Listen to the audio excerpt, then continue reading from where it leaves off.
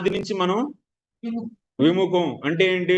పరతత్వ జ్ఞానం లేదు, ఆ పైపెచ్చు అవిద్యతో ఆవృతం, కర్మలతో ఆవృతం. అవునా? అలాంటి వాళ్ళకి ఎవరితో దేని ద్వారా భక్తి స్టార్ట్ అవుతుంది? సాధువుల యొక్క సాంగత్యం.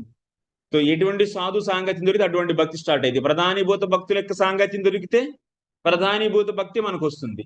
శుద్ధ భక్తుల యొక్క సాంగత్యం దొరికితే, వాళ్ళ కృప దొరికితే శుద్ధ భక్తి వస్తుంది. సో అయితే శుద్ధ భక్తుల యొక్క సాంగత్యం మనకు దొరికితే వెంటనే శుద్ధ భక్తులు అయిపోతామా? వినాలి. శుద్ధ భక్తి అనే బీజం ఎప్పుడు ఏర్పడుతుందంటే మనలో ఉన్న అన్ని డౌట్లు పోగొట్టుకుంటాము, దృఢమైన శ్రద్ధ భక్తి పట్ల కలిగిద్దో అప్పుడు మనకు బీజం వచ్చినట్టు.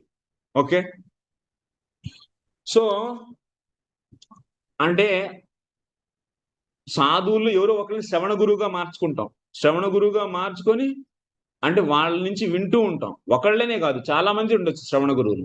సో వింటూ వింటూ వింటూ ఉండగా భక్తి పట్ల దృఢమైన విశ్వాసం కలుగుతూ ఉండిద్ది. తద్వారా మనం భక్తి పట్ల విశ్వాసం కలుగుతుంటే మనం భజన చేస్తామా లేదా? చేస్తాం. భజన కూడా చేస్తూ ఉంటాం అనమాట.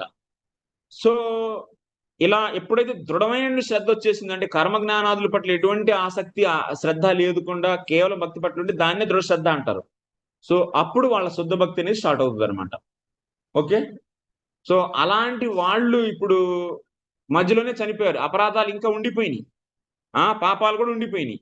సో కాబట్టి వాళ్ళ పరిస్థితి ఏంటి అంటే వాళ్ళ దగ్గర ఉన్నటువంటి భక్తి బీజం మొలకెత్తి మళ్ళీ అది పూలు పళ్ళు ఇవ్వడం కోసం మళ్ళీ పూలు పళ్ళు ఇవ్వాలి కాబట్టి అతనికి తేషాం జన్మ భవేత్, వాళ్ళకి మళ్ళీ జన్మ అనేది భగవంతుడు ఇస్తాడనమాట. అర్థమవుతుందా? ఎందుకంటే భక్తి బీజం వాడు చచ్చిపోతే నశించిపోయిద్దా? నశించిపోదు. అది ఆ హృదయంలో ఆత్మలో కదమ్మా, హృదయం అంటే సటిల్ బాడీ, అందులో అది క్యారీ అవుతుంది అనమాట.